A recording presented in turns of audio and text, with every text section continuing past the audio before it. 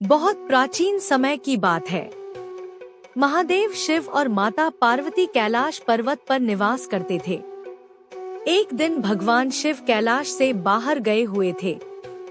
उसी समय भगवान विष्णु के छठे अवतार परशुराम जी भगवान शिव के दर्शन और प्रणाम करने के लिए कैलाश पर पहुँचे। परशुराम जी महादेव के परम भक्त थे और उनके हाथ में हमेशा उनकी प्रिय फरसा परशु रहता था। वह अत्यंत तेजस्वी, बलवान और महाबली परशु योद्धा थे। जब वे कैलाश के द्वार पर पहुँचे, तो वहाँ बालक गणेश जी पहरे पर खड़े थे। गणेश जी माता पार्वती के आदेश से द्वारपाल के रूप में तैनात थे। परशुराम जी का आगमन। परशुराम जी ने आदर पूर्वक कहा, बालक, मुझे भगवान शिव से मिलने जाना है, कृपया द्वार खोल दो। गणेश जी ने नम्रता से उत्तर दिया, महाराज, माता पार्वती ने आदेश दिया है कि जब तक पिता शिवजी घर पर नहीं होते, तब तक कोई भी अंदर प्रवेश नहीं कर सकता। परशुराम जी ने समझाया, मैं कोई साधारण व्यक्ति नहीं, स्वयं महादेव का भक्त हूँ। मेरा उनसे मिलना आवश्यक है।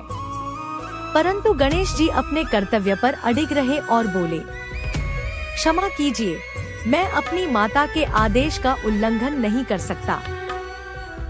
विवाद और क्रोध। परशुराम जी को यह बात अपमानजनक लगी। वे युद्ध में अजय और अपने तेज के लिए प्रसिद्ध थे। उन्होंने गणेश जी को बार बार समझाया, पर गणेश जी अपने स्थान से नहीं हटे। धीरे धीरे बात विवाद में बदल गई। परशुराम जी को क्रोध आ गया और उन्होंने अपने हाथ का फरसा उठा लिया। यह फरसा उन्हें स्वयं भगवान शिव से मिला था, जो अत्यंत शक्तिशाली और अजेय था। युद्ध और गणेश जी का बलिदान। परशुराम जी ने चेतावनी दी, लेकिन गणेश जी भी वीर और अडिग थे। युद्ध प्रारंभ हुआ। गणेश जी ने अपने गदा और बल से परशुराम जी के वारों को रोकना शुरू किया। दोनों महायोद्धाओं में भयंकर युद्ध हुआ।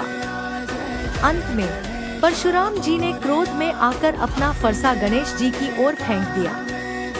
गणेश जी अपने पिता के दिए हुए अस्त्र का अपमान नहीं करना चाहते थे।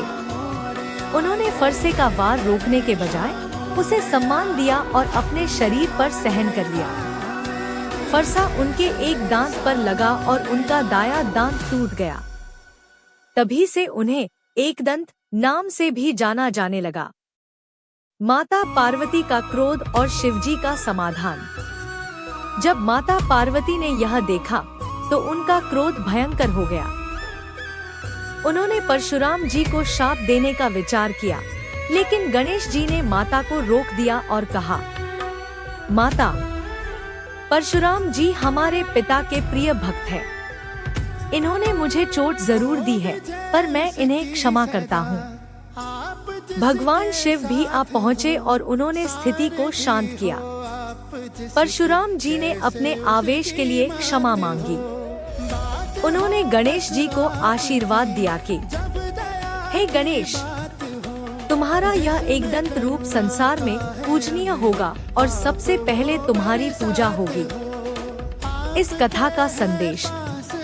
कर्तव्य पर अडिग रहना महान गुण है। क्रोध में किया गया कार्य बड़े नुकसान का कारण बन सकता है। क्षमा करना सबसे बड़ा धर्म है। गणेश जी के एकदंत रूप के पीछे यह गहन कथा छुपी है। इस कथा से हमें सीख मिलती है। कर्तव्य पर डटे रहना महान है। क्रोध से